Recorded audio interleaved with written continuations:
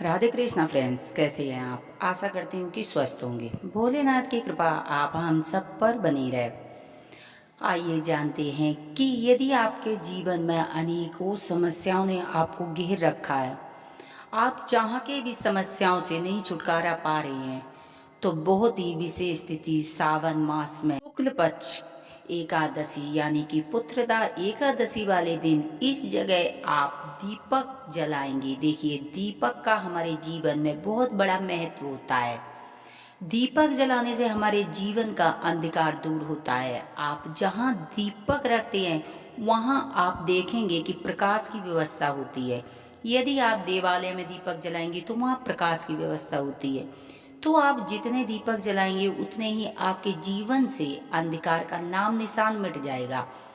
जैसे कि कुछ स्थानों पर यदि आपने एकादशी वाले दिन साक्षात विष्णु भगवान माता लक्ष्मी का वो दिन होता है, यदि आपने एकादशी वाले दिन आपने सावन की मास में यदि आपने इन जगहों पर दीप दान किया तो आप देखेंगे कि उसी क्षण से आपके ऊपर से जो भी समस्याएं हैं, निगेटिविटी है, आपके जीवन में जो बड़ी से बड़ी समस्या है, धन की समस्या है, जो भी समस्या है आपके जीवन से उसी क्षण से समाप्त होने लगेगी। बहुत ही श्रद्धा विश्वास के साथ पावन तिथि पुत्रदा एकादशी की तिथि पर यदि आपने दीपक इस जगह जला दिया तो आपके दसों दिशाओं से भाग्य के द्वार खुल जाएंगे। जहां आप जाएंगे आपका मान सम्मान पद प्रतिष्ठा बढ़ती चली जाएगी। देखते देखते आप कुछ ही समय में करोड़पति बन सकते हैं यदि आपने इस जगह दीपक प्रज्वलित किए। देखिए, जो एकादशी तिथि होती है ना, साक्षात विष्णु भगवान लक्ष्मी जी मृत लोक में आकर भ्रमण करते हैं। और वहीं पर सावन का पवित्र महीना, देवों के देव महादेव का महीना। देखिए, सबसे पहले आप दीप अपनी किचन में जलाएंगे, जो कि अन्नपूर्णा का वास होता है। यदि आपके घर में किसी चीज का अभाव है तो आप देखेंगे कि किचन में जब आप दीप जलाएंगे तो आप लंबी बत्ती का दीप जलाएंगे, उसमें आप कुछ मिश्री के दाने डालेंगे। देखिए, यदि चावल डालते हैं तो बहुत अच्छा रहता है, लेकिन एकादशी को चावल हम छू भी नहीं सकते हैं। तो आप कुछ मिश्री के दाने डालकर और यदि आपने किचन में लंबी बत्ती का दीप जला दिया तो आप देखेंगे कि अन्नपूर्णा माता की कृपा से आपके घर में धन के भंडारे भरे रहेंगे। दूसरा, आप दीप जलाएंगे, लेकिन इस चीज का ध्यान रखना कि दीप डायरेक्ट भूमि पर नहीं रखेंगे। आप कोई फूल वगैरह ले सकती हैं, पुष्प वगैरह ले सकती है, पुष्प पंखुड़ी ले सकती है, उन पर रखेंगे।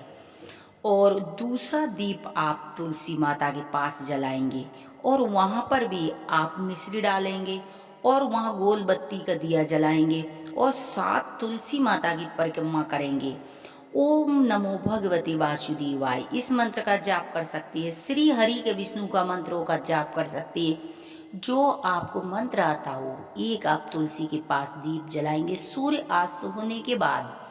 अब आइए, एक दीप आप जलाएंगे अपने मुख्य द्वार पर, क्योंकि मुख्य द्वार से सभी देवी देवता प्रवेश करते हैं। तो आप लक्ष्मी की आह्वान के लिए आप दीप जलाएंगे अपने मुख्य द्वार पर, दोनों साइड में दीप जलाएंगे। तीसरा दीप आप जलाएंगे पीपल वृक्ष पर, जो कि पीपल वृक्ष पर सभी देवी देवताओं का वास होता है। वहाँ आप गोल बत्ती का दीप जलाएंगे, उसमें थोड़ी सी मिश्री डालेंगे और लक्ष्मी मंत्रों का आप जाप करेंगे तो आप देखेंगे कि लक्ष्मी की कृपा आपके ऊपर सदैव बनी रहेगी। आप जलाएंगे शिवालय के पास यानी कि शिव मंदिर में, भोलेनाथ के पास आप एक दीप दान अवश्य करेंगे। एक विष्णु जी के आगे आप दीप जलाएंगे, एक आप अपने घर के मंदिर में दीप जलाएंगे। इन जगहों पर यदि आप दीपदान करेंगे तो आप देखेंगे कि उसी क्षण से आपके जीवन का अंधकार समाप्त होने लगेगा।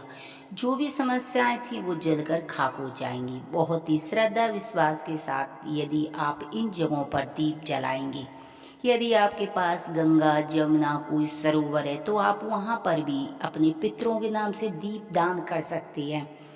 तो आप पूरी श्रद्धा विश्वास के साथ दीपदान विष्णु भगवान भोलेनाथ का नाम लेते हुए, भगवती माँ लक्ष्मी का नाम लेते हुए इन जगहों पर ही आपने दीपदान किया है तो आपको कई हजार गुना फल की प्राप्ति होगी।